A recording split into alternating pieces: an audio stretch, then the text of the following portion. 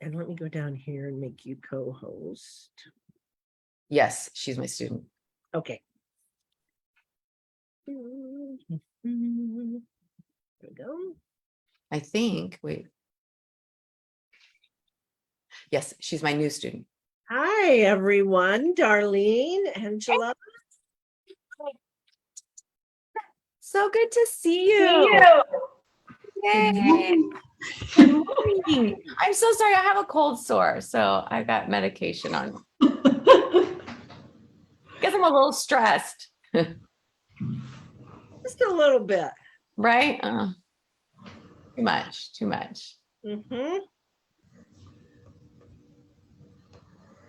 So should we start? It's 31, so I guess so. Let's get started. Absolutely. Are we recording? Are we recording this? Yes, we are. Okay, perfect. Well, good morning. And so what questions do we have? What do we want to talk about? Everybody. I have questions on, so last week was our first week, and I got the packet, first packet. And so my homework, which I thought, let me know if this is correct, was to work on my meditation, my all is well meditation, AM and PM throughout the day. And then work on my higher breathing, and do 10 breaths. And I went over the pre-search. So I thought that was kind of it for the homework, but I wasn't sure. So just wanted to maybe elaborate on that. Yeah, of course. So what Angela is talking about is the homework for the Animal Reiki for Reiki practitioner class. And this is week 1. And so we're going into week 2. And today we're going to talk about precepts. But no, so the first week is just getting kind of your self-centered, Angela, because, and I know Jamie will have something to say about this as well. We need, in order to be the best for the animals, we need to really start getting ourselves into balance. And the best way to do that, the easiest way to do that is through the all is well. So if you make that a habit every day, in the morning and at night before you go to bed, just doing those really nice deep breaths. And we'll learn more today about a breath called the Joshin Kokyo-ho, where we're breathing in. And in fact, today we can do a meditation at the end that kind of incorporates that. We'll do that Joshin Kokyo-ho breathing. But what we want is that we want to make ourselves, our foundation, really strong. And so we want to let go of our worry. We want to let go of our anger or frustration, all of those emotions that keep us dark and back. And then focus on gratitude, right? All is well. We know all is well. Focus on humility, right? It's bigger than us. All is well. Also focusing on compassion, right? But not only compassion for others, which we're very good at, but compassion for ourselves. And so, through all is well, we're just reminding ourselves, it doesn't matter what's happening, all is well. And we can let go of that attachment to an outcome of anything, whether it's, am I going to be late for work or anything? If we can just go, you know what? All is well. Because even if you are, let's say, running late for work, right? So something happened, at the end of the day, all is well. You're going to walk in and you're going to say, hey, sorry, I was late. All is well, right? Because when we come in, and we all know this, those of us who have worked, and that person comes in late from work and they're like, oh my God, and they're all mad, and they're all angry. And it's like, why? Why do you want to bring in that energy, right? But when we work with animals, when we bring in that energy, they feel it 1,000 times stronger than we do. Like that coworker that comes in and we're like, oh God, all right. Yeah, sorry, you're late. I mean, just do something about it. The animals feel it like it is just this huge wave of ugliness, right? And we all know we're all empathetic beings. And I find that all of us in Animal Reiki are very sensitive, right? And so you can imagine our sensitivities now times that by at least 100. Now you've got an animal who is so sensitive to just the slightest thought, the slightest emotion, right? Our animals know us so well. So by doing all as well, we're starting to get rid of stuff, right? We're starting to clear ourselves of all that gunk. And now we can be a really beautiful, clear, loving person when we sit with our animals, or when we offer Reiki at a distance, or if we just want to sit at the park and just offer that beautiful space to any who want to partake. We can't do that if we're all bogged down with gunk and crap and all our emotions. So the all is well is just a step. And so just to tell everybody, and then I'm going to turn over to Jamie to comment on this, is that Angela is in my Animal Reiki for Reiki practitioner class, which I know Darlene and Liza have both taken. And it's the first week, tonight's the second class, and she was talking about all is well. And why do we do all as well? And so it's, again, Angela, I know you're thinking, okay, well, this is really simple. This is like, am I it's cleansing, and I have to get rid of that gunk. And I've been doing it with my dogs on their walk. And this morning around 4:30, we had this clap of a thunderstorm, and I have a dog that just like jumped up, and because he's so afraid, I'm like, all is well. Got some calming medicine for, and I've been trying to incorporate that and the breathing every day, because believe me, I have gunk to get rid of. I love that so much. And it's going to help your animals too, because they feed off our emotions, right? So I'm going to turn it over to Jamie to talk more about that. Okay. Yeah, absolutely. And I think what I have found, everybody comes into Animal Reiki because they want to help animals. I know I did. I'm sure Leah did. I'm sure all of us. That's why we come in. We want to help animals. And we're excited to learn, how do we help animals? How do we help animals? Well, it's like anything. You have to put the foundation in place. Like when you're building a house, that's like the most boring part, right? The foundation and all that. And it's also the most important part. Because if that's not right, everything else is going to fall. And so our practice is like that. And the foundation is exactly that. It's working on ourselves, because when we release the anger, when we release the worry, when we can learn to live in gratitude and compassion and, just be grateful for everything around us, then we change and we transform, and we're this light, and we don't have to do anything to help the animals other than just be our true self, go back to who we really are. And that means getting rid of all that gunk, and the techniques we learn in the beginning help us do that. And sometimes I think students and people think that this isn't what I wanted to learn. I wanted to help animals. But you are helping animals, because if we are better and more of a light to be around, that is going to help them. Absolutely. And I think that that's a really good way to look at it, is that we always say this, that when we clear this stuff, we have this beautiful light within us, but it's all covered in this junk. And as we remove the junk, the light becomes brighter and brighter and brighter. That is what the animals see. And I know we talked about that. It's like, if I come up to an animal and I don't have an arm or a leg and one eye, they don't look at me at my physical, they see my light. And that's why they know immediately if someone's good or bad or dangerous or comforting. Whereas humans, what do? We look immediately at the outside. We don't care about the inside. It's, oh my gosh, how does Leah operate with one eye, one leg, and one arm, right?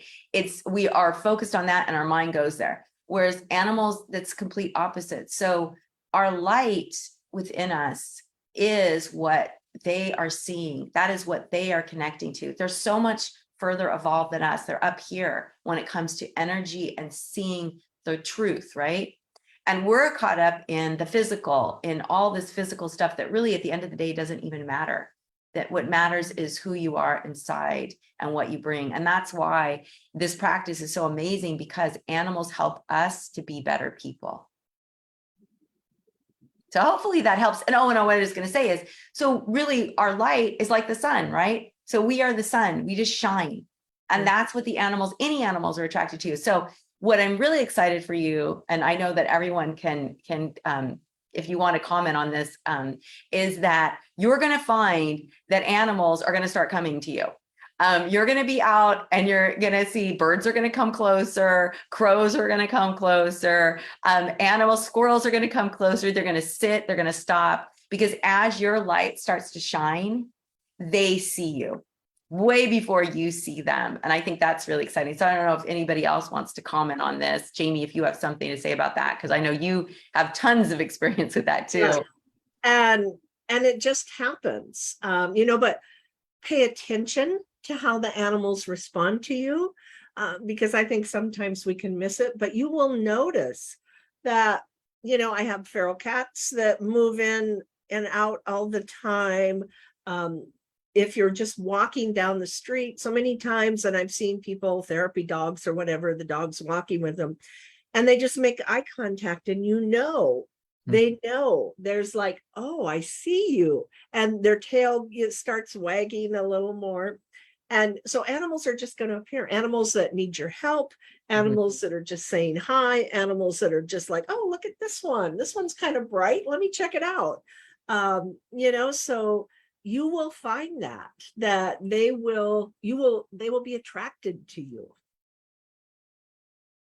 So does anyone else want to say something and support that for Angela? Oh, Liza, hello. Liza does with her beautiful elephant behind her. I know, I love that. Good morning, everybody. Good morning. Hi. So a couple of things. So one, I have been a bartender for years. Luckily, I'm dwindling down my time there. I'm down to from 5 days a week last year to 3 days this week, working on getting my Reiki stuff going. So we have always allowed dogs in, though they're not supposed to be. Sadly, we have had to really limit that because of an incident that happened. But I have so many dogs that they're excited. They know when they come in that it's me that's there. Because they're like come in, they're so excited, and some of them will come around to the end of the bar where they could come behind. Some of them come actually far all the way behind the bar, and some of them like stop and wait because they know they're not supposed to. But yeah, they definitely know that I'm seeing them. And then another example is I have a Reiki booth on at our farmers market on Saturdays right now that's about to end at the end of October. But dogs will just look and they'll pull towards myself and my business partner that sits at the booth. And people are just like, what the heck? They don't realize, like, those dogs, they know, they really do want to come over here. Trust me. So, I love that. Thank you, Liza. I love that so much. Mary Lynn, you had something. Good morning, Mary Lynn. Hi. Hi there. Afternoon here, but morning Oh, there. that's right.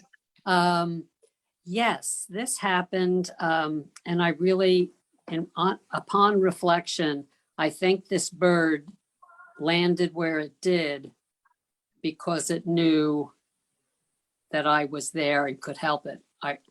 Anyway, we were out walking our dog Max, and as I approached, we were very close to our home.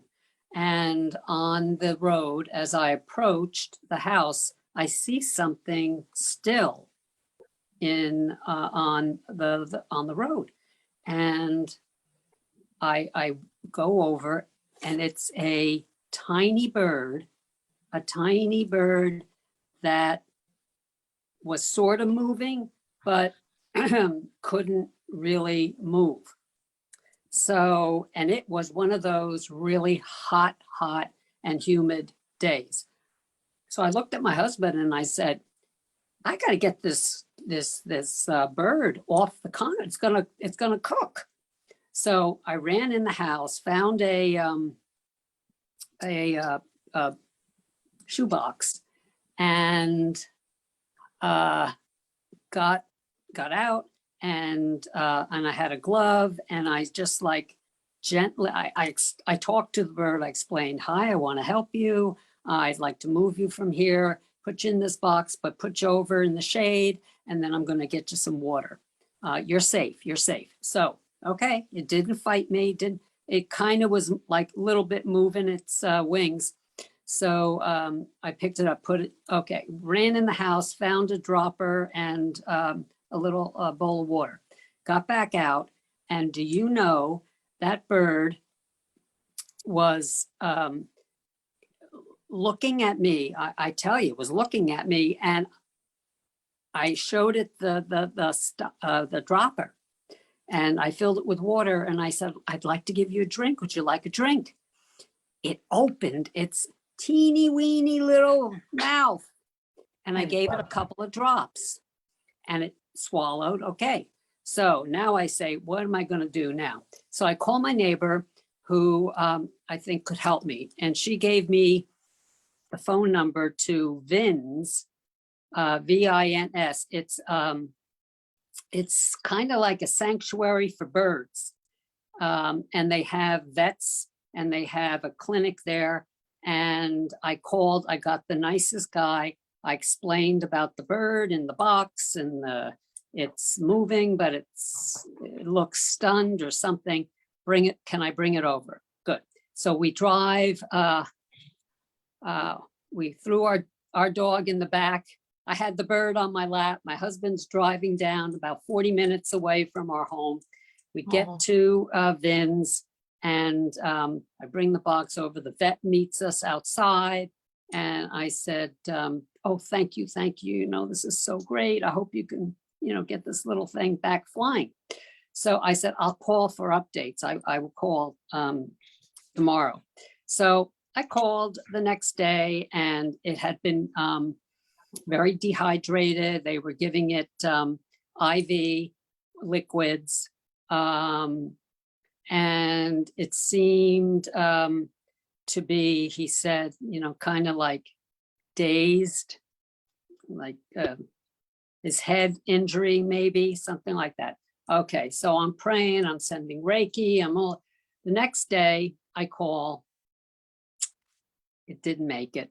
He passed away, but I feel that it was in a good place with loving attention, but never, I mean, really, if you knew me once upon a time, you'd never imagine, first of all, that I have a dog and a cat. Second of all, that I actually touched a bird and took care of it. Did the same with a mouse in the house. Nobody would ever believe that. So Reiki's changed me. And in fact, after I took the level 1 and level 2 with another teacher of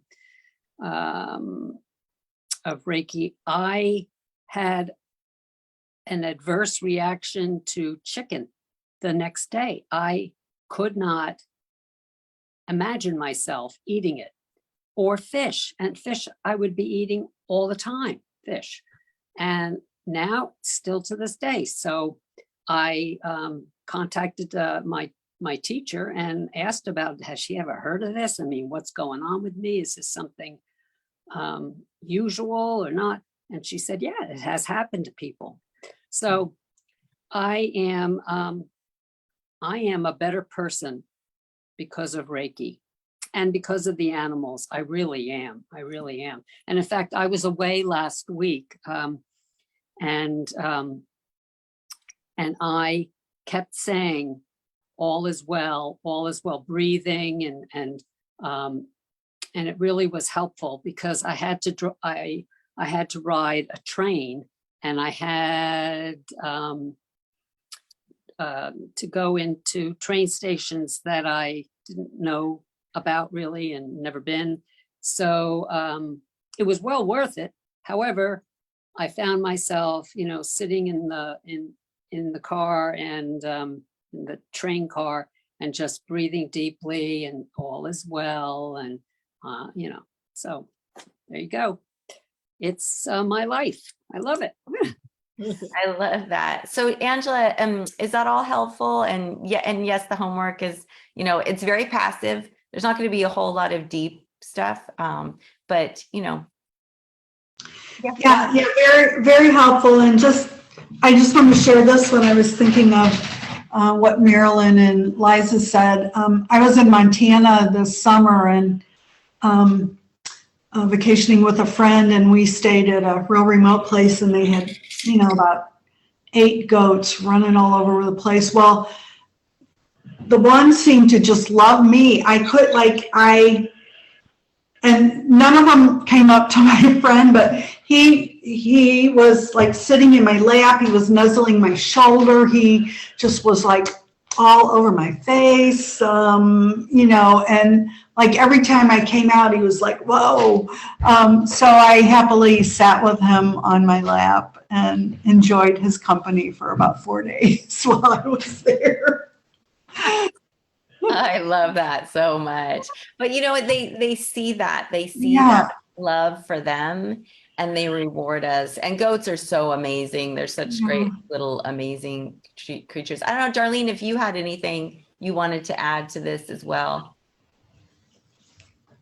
I was just gonna say just how much, animals, you talk about picking up on positive stuff and everything, but on negative things too. Just, there's, had Bodhi for what, a little more than 2 months now, and he's doing really well, with most behaviors, but there's just been some incidents where I think it's our behavior as adults that he's picking up on, that, it's like was in the middle of a heated discussion.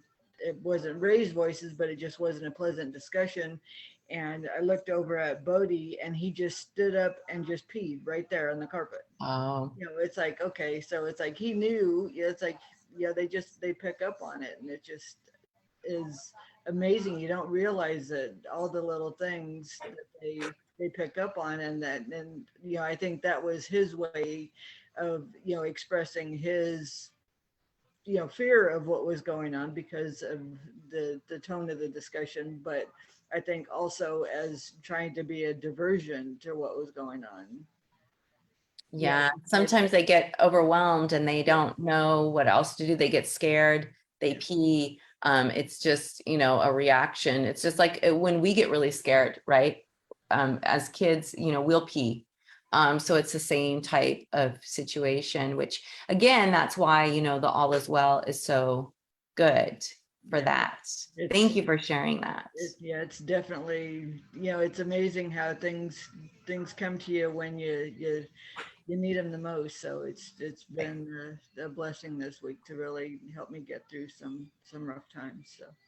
Oh, good. That's wonderful, Marlene. Very happy for you. Good job, Bodhi. Helping his mom.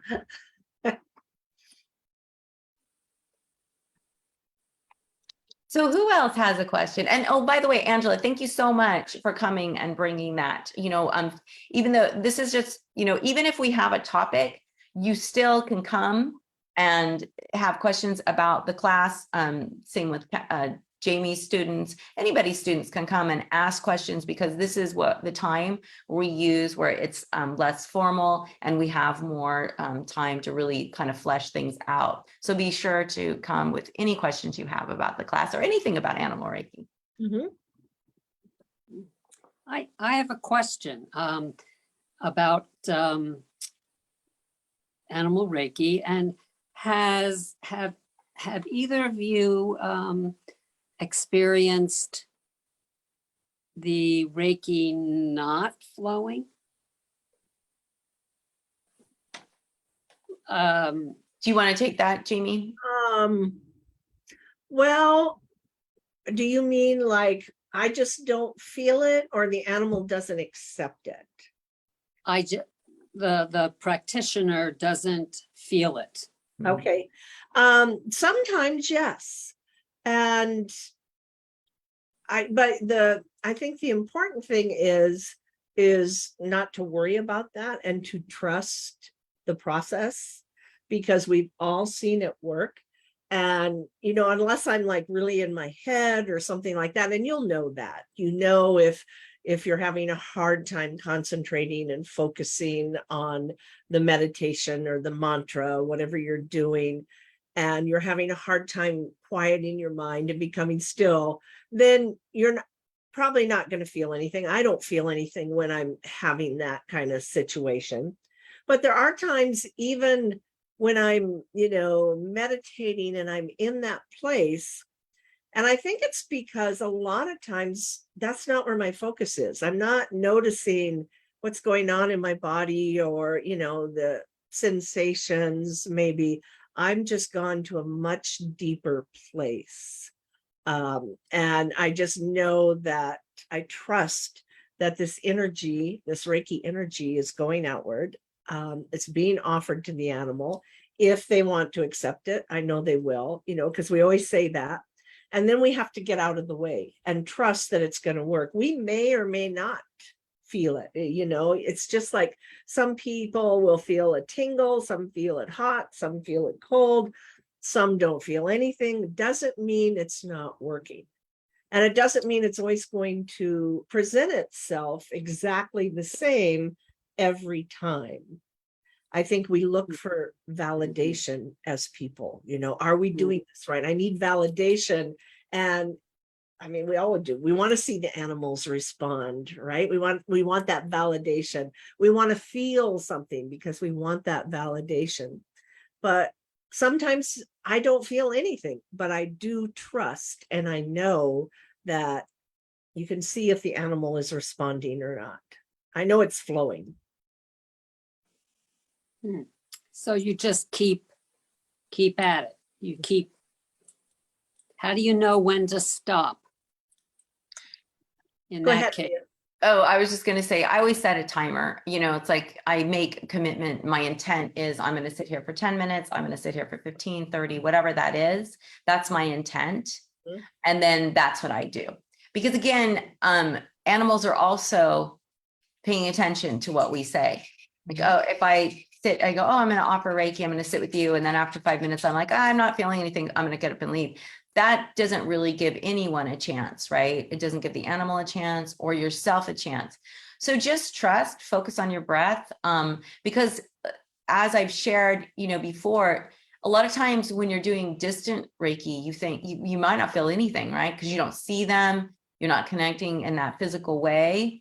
And so you might feel like, oh, this isn't working at all. But then you find out later, oh, wow, the animal responded in some way, right? They cleared something or they responded or, something happened. So again, we base the energy on what we feel, which remember, we are deaf. We have earmuffs on. We can feel it kind of, but the way the animals feel it, even from a distance, is very intense and strong. So just trust, like Jamie said, just trust that it's working, trust that it's happening. The more you trust, the more you let go of those, because again, that's a barrier, right? It's not working. Now you've put up a barrier between you and the animal because you've already put something negative between the two of you. We want to always let go of that and just go, I trust that it's working. I trust that it's flowing. And again, going back to yourself, just focus on yourself, just focus on that breathing. You can play music. I sometimes, if I am having a hard time getting into the space, Kathleen has a really beautiful mantra, the Medicine Buddha. And I will listen to that and just allow myself to flow into that and just focus on her words, focus on the tone, everything else. And then I know I'm in that space, right? And so it really doesn't matter, that I feel something flowing towards anyone, because again, we don't really want to be forcing a flow towards the animal. We just want to be that light, that sun, and the animal will then feel it. But we have to always remind ourselves, we are deaf. The animals have super sonic, superpower hearing and feeling. So just trust. Yes. Thank I you. do the same thing with a timer. I use that. So, and I let the animal know this is how long I'm here. And I think that's really important that we keep our word, because they are watching, and I was with a student and we were out at the Potbelly Pig Farm and we're out with the horses, and it took at least 30 minutes for the horses to settle into her. So if we had given up in 5 minutes, she would have missed out on this really beautiful experience that we had. So it takes them a while, before they're willing sometimes to come up and really show us that they're participating. They would come in and then kind of leave, and they weren't really too sure. Well, and also you can, like if you're feeling like you do 10 minutes, you're like, oh, I'm just not into it. You can leave for a couple of minutes and then come back. I know that when I taught at the Humane Society in Silicon Valley, you're teaching newbies level 1, so they can only really concentrate for like 10 minutes, right? But after 3 sessions of 10 minutes, the animals were completely relaxed. Like at first, the first 10 minutes, not so much. Second 10 minutes, some of them are relaxing more. Third 10 minutes, everybody's out, right? Because again, it's building on itself. And you're also, the intent is we're coming to work with you. And so I'm sure they're feeling that too. But we never gave up. We didn't go, oh, well, they aren't responding. So, no, it's like you said, Jamie, we don't want to get attached to that, because what will happen is you will have a really amazing, like I've had horses lay down and start rolling and just relax in the sun. And that's a very vulnerable position for a horse. And, you're like, oh my God, this is so good. I am so good. Yeah. We all think that. And then the next time you go and the horse is just going, and they continue to eat and they don't do anything. And you're like, that's so wonderful. Why aren't you laying down? And it's like, no, it's just however they take it, however they do, and not getting attached. Because if you get attached, you'll get disappointed, right? And you won't allow yourself just be that light. And that's what I always focus on. Just be the light, be the light. Yep. Mhm, mhm. Speaking of focus, have you, well, I'm sure you know about animal chakras. Yeah, but we don't practice animal chakras. Okay. And the reason for that being is, and Jamie, you might have a different opinion on this, but the reason, like in Sarah, we don't focus on chakras is because if you're focusing on chakras, your attention is on them, right? And that's where your focus is going. And that's something that we don't want to do. We want to see them as whole. We want to see them like we want to see their light. They see our light. We want to see their light. They don't see us as defective, even though they know we are not perfect and they know that. But if we can just see their light and let go, then you're going to have a better session or a better exchange with the animal. When we focus on chakras, we're focusing on what's wrong. Oh, this is blocked. Oh, this is, whatever. And now you're taking yourself into a different modality. So I'm not saying you can't work on chakras. You just don't do it with Animal Reiki, because Animal Reiki is passive and we're supporting the animal and we're seeing them as whole. Chakras, you're trying to figure out what's wrong and heal something. With animal communication, you're having an active conversation. You have to validate, you have to verify, so that it's more active. You don't want to be in an Animal Reiki session, because of course you're going to get messages, sometimes, especially if you're really intuitive. You don't want to stop and go, oh my gosh, do you want to talk? Sometimes they're clearing it. We don't know if they're healing that. So we don't want to focus on something. But at the end of the Animal Reiki session, you can say, I would like to work on your chakras, or do you want to talk about what you shared with me?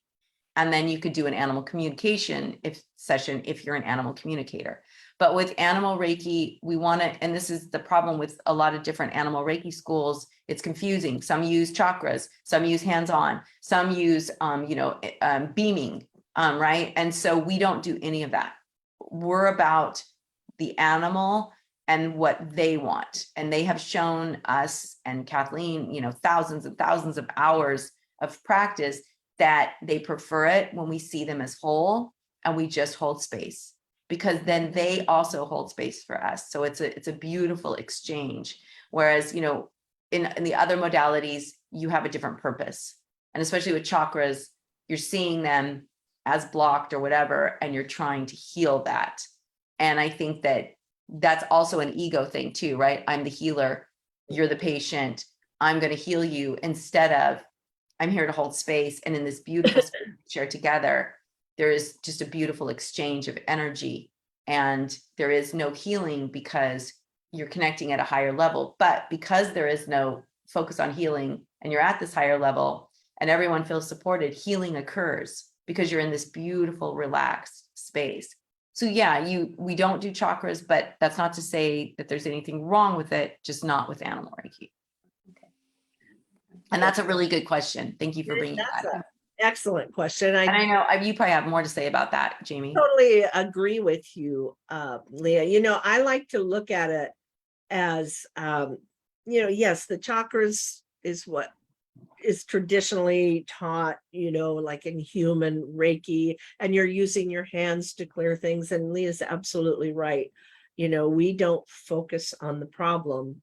I like to think of it as I'm soul, I'm spirit, and I just happen to take on a physical form that looks like this human being. Animals are soul and spirit, and they just Mhm. happen to take on a physical form that looks like what they look like. And when I sit with them in meditation, rather than focusing on chakras, or to me, they're not deep enough. So rather than focusing on that, I just focus on that beautiful spirit that is my friend, that is sitting next to me, and I'm sitting next to them. And we are, you know, just spirit. And it goes even deeper than the chakras. I was out with some people having lunch, and it was a group of Reiki practitioners, crystal people, and everybody that did Reiki had learned traditional Western ways. And she was talking about her dog was sick. So they started offering Reiki, and they asked me, they said, but she didn't accept it and she was sick and we don't know why. And, you know, I'm like, well, there could be a lot of reasons, you know, how you offered it. No, we just hovered above her. And I'm like, well, that could be it.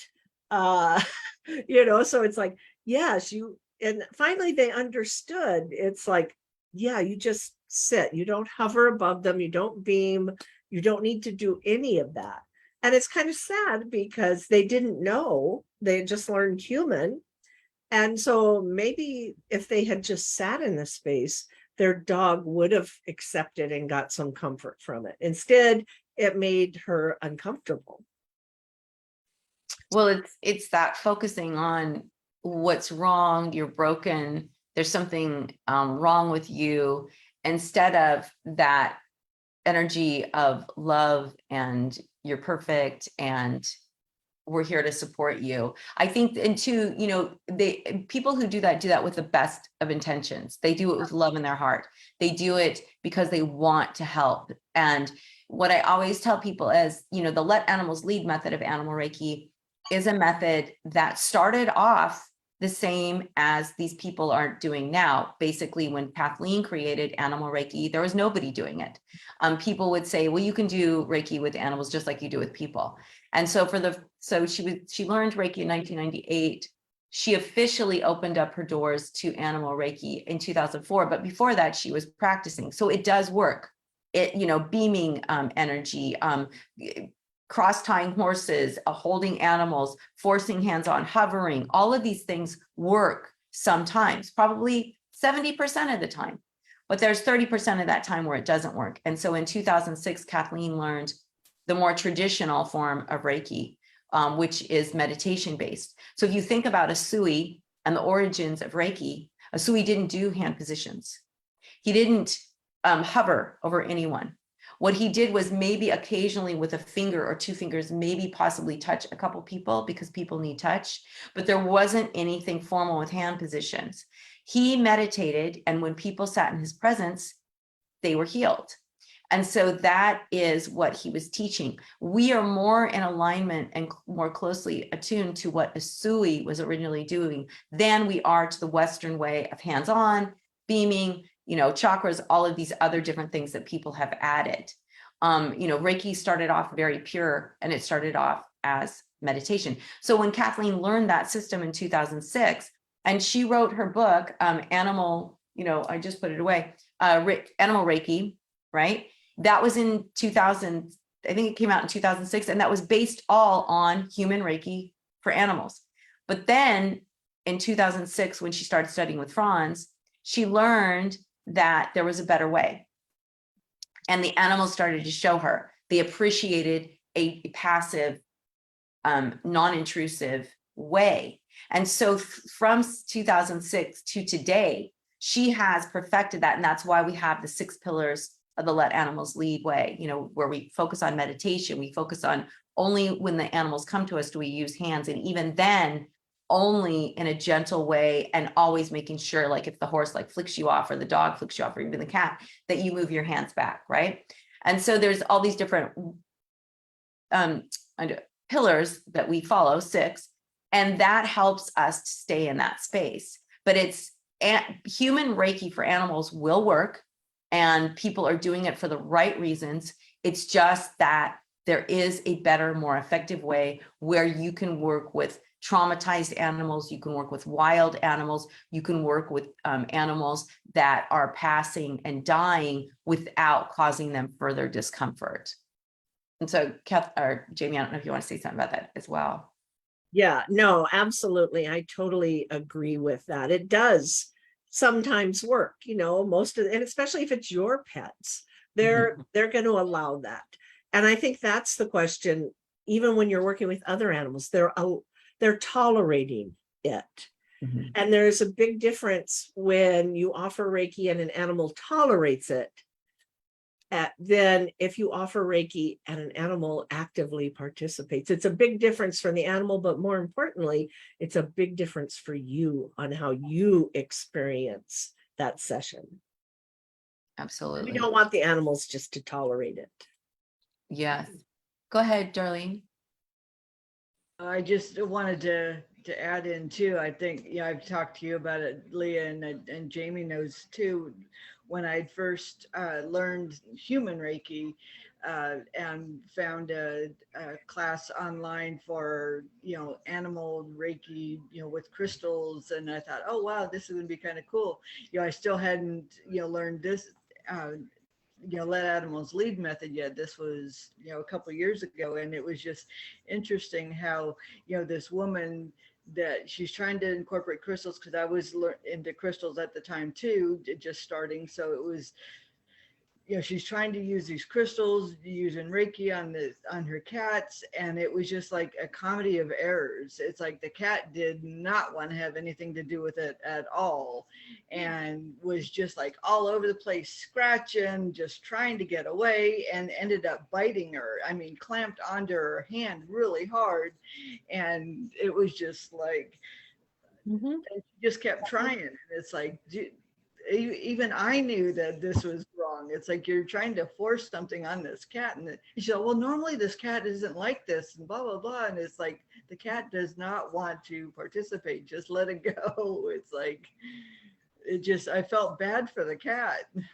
And this was a presentation. It was an online class. It was a Zoom class. It was like, you know, during the pandemic, and it was like one of her first Zoom classes too. And it was just like, oh my gosh, I cannot believe that you're forcing this on this poor cat. It does not want to do this. And she just kept trying and trying, and it's like she would stop, you know, it's like the crystals were getting knocked all over the place, all over the table, and so she would gather up all the crystals and then go chase after the cat and bring the cat back, and it's like, okay, let's try again. It's like, See, and that's what we always discourage. We say, if you're, don't ever do a presentation with the animal and putting the animal on the spot. Although sometimes the animal will allow it or won't mind. I know when we've been at Remus, and Kathleen was like, this one horse, Thomas, it was really funny. She's like, well, I would show you on Thomas, but I don't want to force anything. And so I'm just going to do this in the air. And then Thomas comes walking over and stands right in front of her hand so that she could do it. She's like, okay, well, Thomas wants. Or another time she said she was teaching people to rage you, you know, and it was at Brighthaven, and they have all these little ill cats and things. And so she says, okay, I'm going to just pretend there's somebody sitting in the seat while I do it. She said, you never want to do it on an animal or anything. And then Johnny, the cat, jumps up and sits down in the seat and says, I want to do the reiju. And so she's like, okay. And she did the reiju on Johnny, and it was like, okay. And then he jumped down when he was done. So it's really just, again, allowing them to lead, right? Not forcing anything. So again, that poor woman, her heart was in the right place, but That reminds me of a cartoon, Darlene. I read it and it was like, if you don't understand the concept of consent, try it with a cat. It's like, oh yeah, you'll understand. Mhm. Yeah. All right. Anybody else have anything? We still have time if you do. Nothing on Facebook?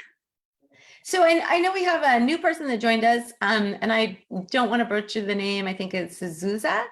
And so welcome. You don't have to come online. You don't have to say anything. We just want to welcome you.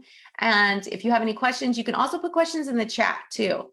Yeah. If anyone is interested, you can always do that, but feel free to unmute yourself and ask a question if you'd like.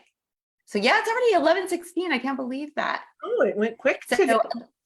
yeah, so any other questions? Liza, did you have a question? Oh, Mary Lynn, let's give Liza Oh, wait. just in case Yeah. she does, if you don't mind. No. Did you have a question, Liza? Nope. Darlene, did you have a question? No? Okay, great. Marilyn? Yeah. Oh, okay. This is about a bat or bats. And I've never, I haven't ever experienced Reiki with bats, but I had the opportunity last week when I was visiting one of my sisters, and she was telling me the story of going into their crawl space, and she was greeted face to face with a bat and freaked out and flew out of the crawl space and immediately called for a service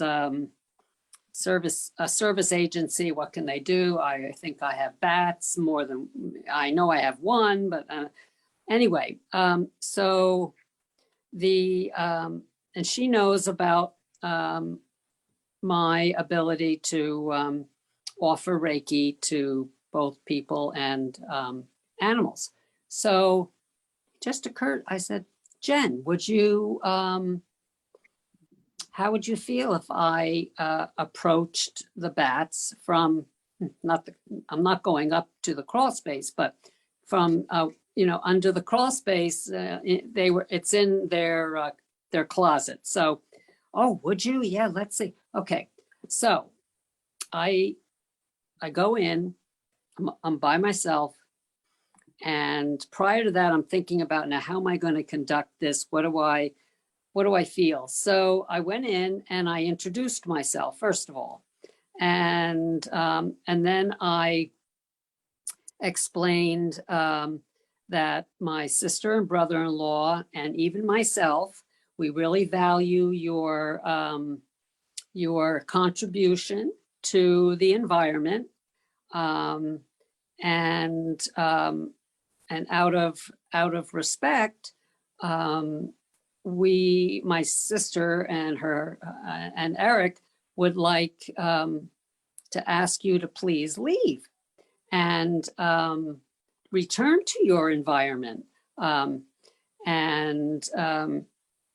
So then I explained, I said, well, if you would like, while you're up here, I can offer you this lovely relaxation time for you if you'd like it. So I heard this never happened. I heard the bat say yes. And I then began the Reiki for its highest good. It was flowing like wildfire, like woo, and it stopped on its own. And then I heard this again. It's never happened. Never, never.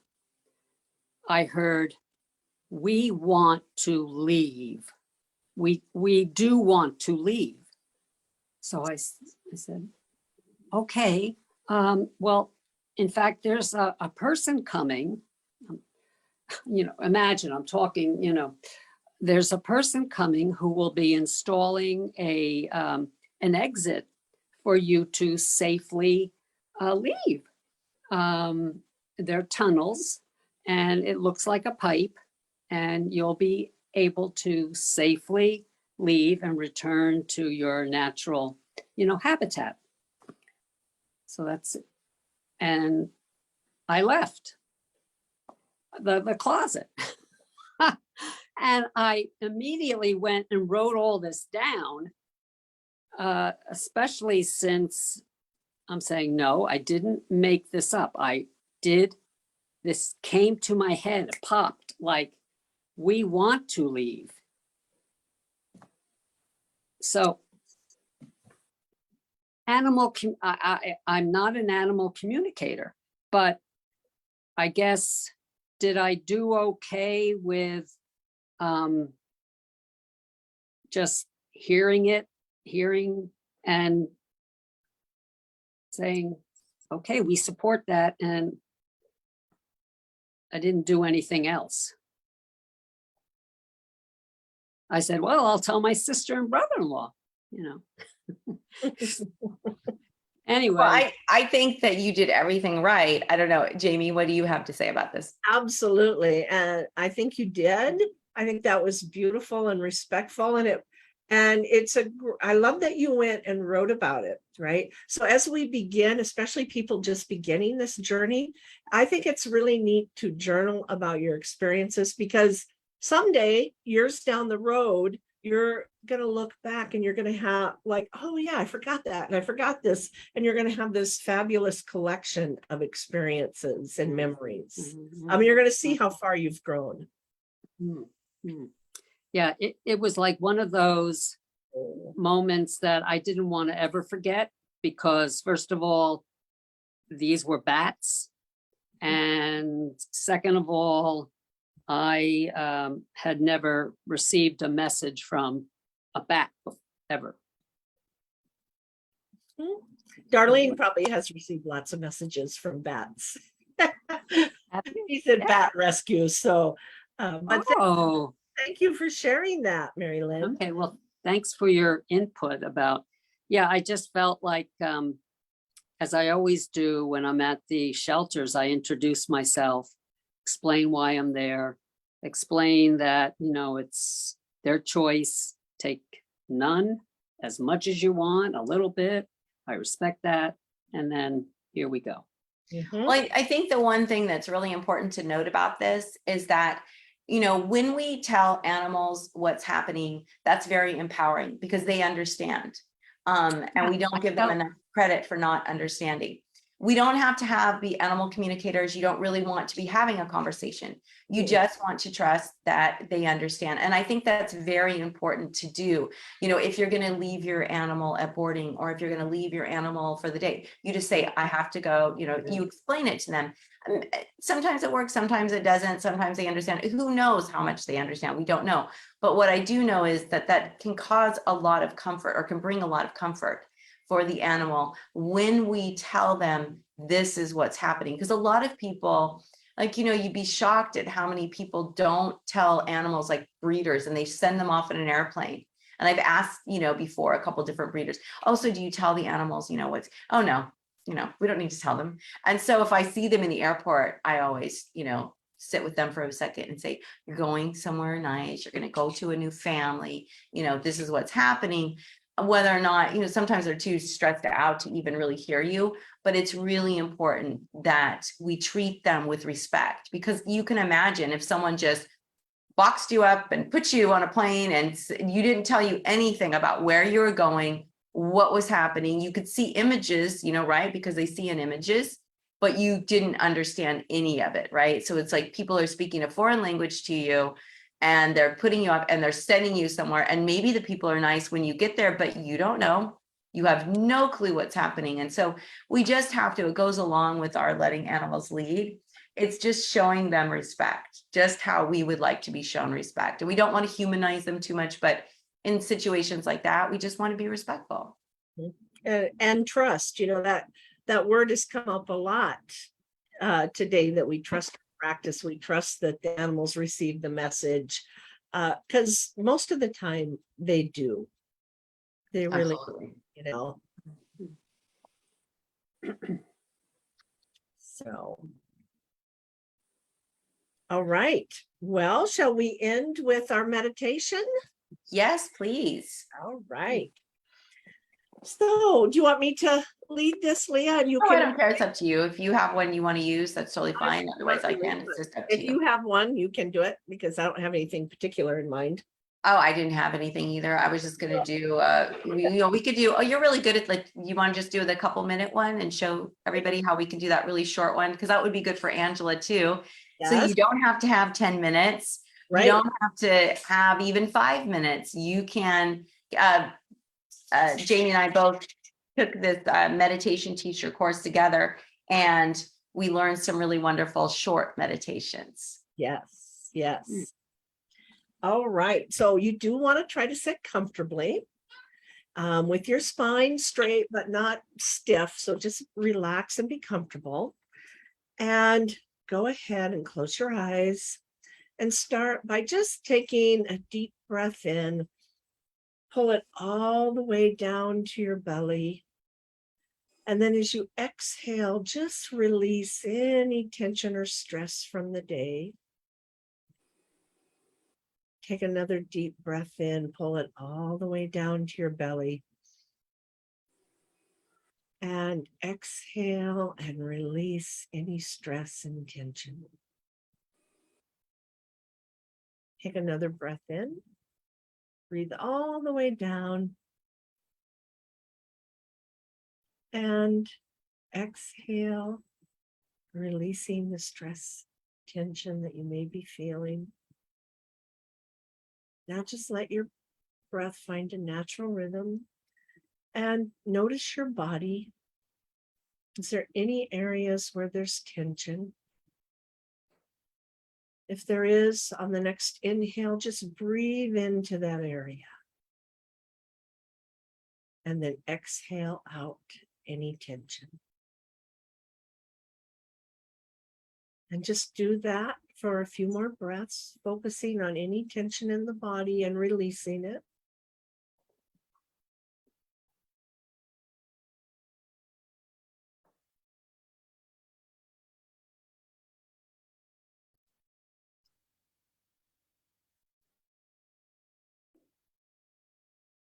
And now, again, let your breath go back to just a natural rhythm. Become aware of your body, the chair you're in, the room you're in. Just bring your awareness back to this physical plane. And then when you're ready, go ahead and open your eyes. Thank you. And that's something you can do even in the middle of a busy day. If you're at work and you're getting stressed, you can sit at your desk, you can go to the restroom, and you can just breathe and get yourself centered again. And I love that too, because I'm sure all of you could feel like I did. It just really relaxes you. And it's fast. You know, we don't have to, oh gosh, I can't meditate today because I don't have 5 minutes. You have 1 minute. Everybody has 1 minute. Right. And you just want to focus on that breath and just walk yourself through it. You know, I breathe in, a peace, or you breathe in love, or you breathe in calm, and then you breathe out tension, and just feel your jaw soften, your neck soften, your shoulders start to droop, right? Your chest relax, all these different things. And now you feel completely relaxed. Thank you so much, Jamie. You're welcome. And thank you everyone for being Yes, thank you for being here. Angela and Marilyn and Liza, Darlene and Susan. Thank you so much for joining us. And I can't wait for next week. And I don't know if we're gonna have a topic, but bring something. Be sure to look me, because it's over. It's time to walk. Angela, were you gonna say something? No, I was just, that's darling, and I'll see you tonight at class. Yes. All right. Thank I'll you. see Darlene and Angela. you Yes. all. All right, everyone. Have a beautiful Bye. day. You Mwah. too. Thank you. Bye. Bye.